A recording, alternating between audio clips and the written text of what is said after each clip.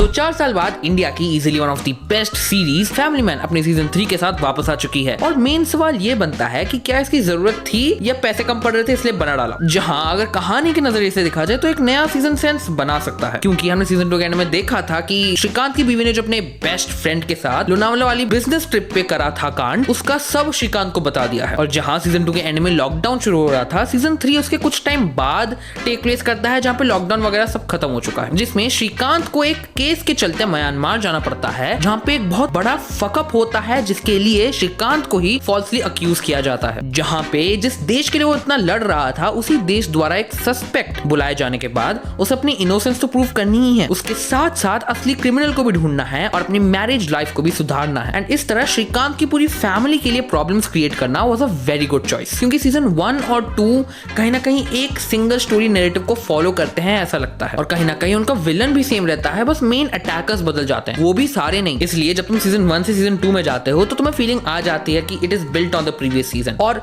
एक natural story progression रहती है। लेकिन सीजन 3 के साथ ऐसा सिनेरियो नहीं है। सीजन 3 को एग्जिस्ट करने की जरूरत नहीं है। सीजन 2 के एंड में विलन मर जाता है और मोर लाइक हार जाता है, एंड सुची और श्रीकांत का वी कैन अज्यूम कि they separate and they carry on with their own lives. And हाँ, सीजन 2 की एंडिंग ओपन एंडेड है, लेकिन वो तुम्हें कहीं भी एक अनसेटिस्फाइड वाली फीलिंग के साथ नहीं छोड़ती। हाँ, you want a season 3 because you love the characters, you love the chemistry and the dialogues are really good, but you don't necessarily need it, and the dialogues, that is where the whole series shines। ठीक है, season 3 को start करने के बाद भी मेरा पहला thought यही था कि for an Indian series releasing in 2025 the dialogues are really good, जो आजकल तुम्हें देखने को भी नहीं मिलता। और ये कुछ उन चुनिंदा सीरीजों में से एक है जो गालियों को इतना अच्छे से इस्तेमाल करता है कि वो कभी तुम्हें ओवर नहीं लगता और तुम्हारे कानों को चुभने नहीं लगता। बहुत सारी तो हॉलीवुड की सीरीज भी ये नहीं कर पाती, लेकिन इस शो में अगर तुम्हें गाली सुनाई देती है तो तुम्हें पता है कि तुम्हें मजा आने वाली है। लेकिन स्टिल सीजन 3 में हमारे पास कुछ रहता नहीं है केयर करने के लिए इसके कैरेक्टर्स के अलावा, and there was a very high chance कि ये सीजन एक फिलर सीजन की तरह लगे। लेकिन क्योंकि इन्होंने इतनी सारी प्रॉब्लम्स क्रिएट कर दी फैमिली के लिए, तो उस होपलेसनेस के चलते जो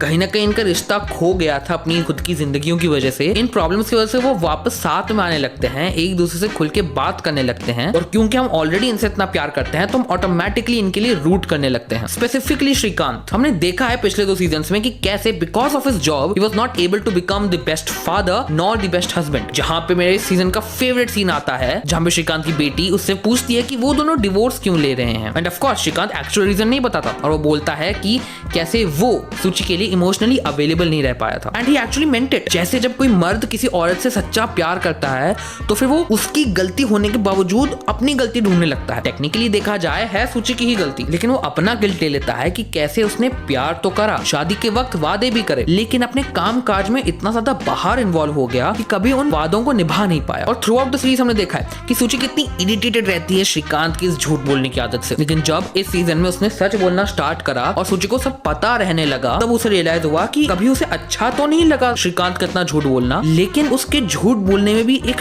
पीस था। And this is one of the reasons why ये सीरीज इतनी एंटरटेनिंग बन पाती है कि इसके कैरेक्टर्स काफी वेल रिटन है, एंड जो मिस्ट्री है इसमें उसे भी एक नॉन लीनियर तरीके से प्रेजेंट किया गया है। जहां अगर तुम कैरेक्टर्स में थोड़ा सा भी इन्वेस्ट हो जाते हो तो इसकी मिस्ट्री भी तुम्हें एंगेज करके रखती है। एंड भाई मैं जानना चाहूंगा कि राजन डीके ने श्रीकांत के कैरेक्टर को मनोज बाजपेयी के लिए ही लिखा था या वो बस इतने अच्छे एक्टर हैं। एंड भले इसमें ज्यादा नामचीन लोग नहीं है, लेकिन तब भी हर एक साइड कैरेक्टर ने भी काफी अच्छी एक्टिंग करी है। और भले ही इस सीजन के बारे में कुछ बुरा नहीं है, लेकिन तब भी इसके बनाने के पीछे का डेस्परेशन मुझे फील हो जाता है। और बच्चों के शोज में नहीं होता कि हर हफ्ते एक नया विलन आ जाता है, वैसे ही ऐसा लगता है जैसे बहुत सारे प्रॉब्लम्स इन्होंने इंट्रोड्यूस करे ताकि वो एक पूरा नया सीजन बना सके। अगर ये अलग ही एक स्टैंडअलोन सीरीज होती तो मुझे बहुत मजा आती, लेकिन क्योंकि ये फैमिली मैन का सीजन 3 है इसीलिए मेरा ये कंप्लेंट। जहां ये सीरीज अच्छी है और स्पेशली अगर तुम्हें स्कूल कॉलेज काम से आने के बाद कोई एक नो हार्म फन टाइप की सीरीज चाहिए होती है तो तुम्हारे लिए परफेक्ट है। और अगर तुमने फर्जी देखी है तो तुम्हें और मजा आएगा, क्योंकि एंड में एक छोटा सा कैमियो भी है। एक सेकंड, ये तो स्पॉइलर हो गया ना।